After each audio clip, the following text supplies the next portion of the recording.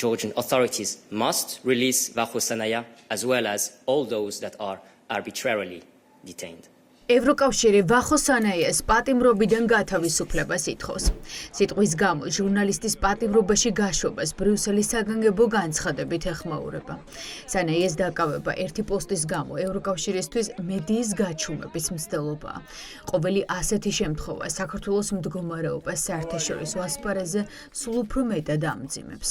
Journalists must be able to carry out their ჟურნალისტებს უნდა შეეძლოთ თავიანთი სასიცოცხლოდ მნიშვნელოვანი საქმიანობის განხორციელება დევნის ან უსაფუძვლო შეზღუდვების შიშის გარეშე. ხელისუფლების ქმედებები, რომლებიც მიმართულია დამოუკიდებელი მედიის სამიზნეში ამოღებასა და გაჩუმებაზე, ძირს უთხრის დემოკრატიის სწორედ იმ საფუძვლებს ეწინააღმდეგება საქართველოს საერთაშორისო ვალდებულებებს და ეწინააღმდეგება საქართველოს მოსახლეობის ევროპულ მისწრაფებებს. საქართველოს ხელისუფლებამ უნდა გაათავისუფლოს ვახო სანაია. ისევე როგორც ყველა ის პირი, ვინც თვითნებურად არის დაკავებული. რა აშორებს საქართველოს ევროკავშირისგან? ეს არის სიტყვის თავისუფლების შეზღუდვა. კანონები, რომელიც რეპრესიულია და მედიის დადუმების მცდელობა. ასეთია შეფასება. პოლიტიკოსები ფიქრობენ, რომ რაც უფრო მეტ რეპრესიას უწყობენ მედიას საქართველოში, მით უფრო მეტად ნადგურდება საქართველოს რეპუტაცია საერთაშორისო ასპარეზზე.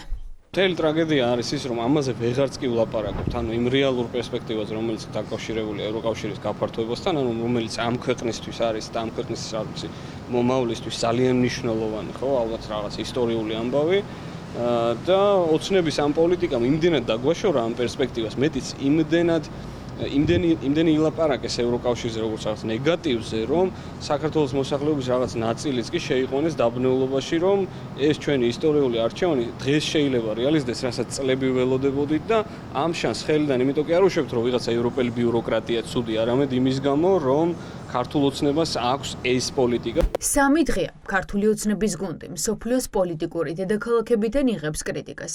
დასავლეთის მიერ ავტორიტარულ ძალად გამოცხადებული ივანიშვილის გუნდი კი პარტნიორებს პრაქტიკულად ეუბნება, რომ რეპრესიები გაგრძელდება იმგვარად და იმ ფორმით, როგორც ბიძინა ივანიშვილის ინტერესებში შევა.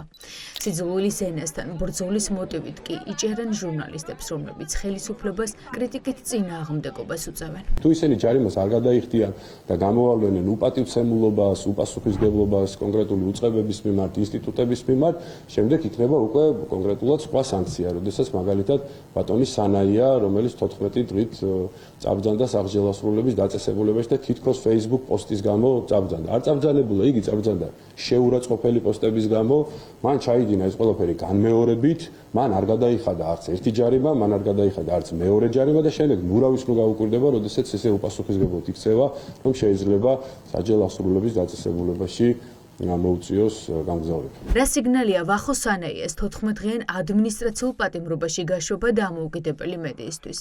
ჟურნალისტები ამბობენ, რომ ეს პრაქტიკულად გაფრთხილება ყველა ჟურნალისტისთვის, ვინც სისტემას ამხელს და რეჟიმს წინააღმდეგობას უწევს, რომ შემდეგი შეიძლება ისინი იყვნენ. ეს კეთება არა იმისთვის, რომ ჩვენ ლიტერატურული სუფთა ქართულით გვასაუბრონ და უძდელი სიტყვები რო აღარ ვთქვათ, ამისთვის კი არ კეთდება. ეს არის კონკრეტულად იმისთვის, რომ კონკრეტულ ადამიანებს მიუსაჯონ, კონკრეტული ადამიანები დააჯარიმონ, კონკრეტული ადამიანები დაიცვან, ვის მიმართაც არ შეიძლება ასეთი ლაპარაკი თორემ.